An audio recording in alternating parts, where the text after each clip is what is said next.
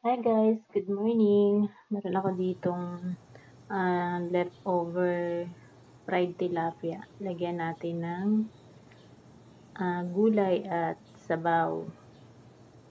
Yan.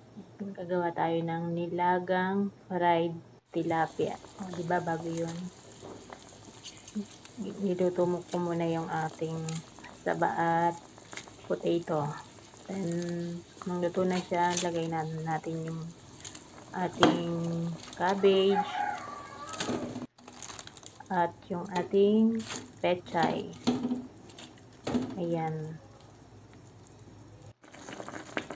Last nating ilagay yung ating fried tilapia kasi luto na yan para hindi siya madurog.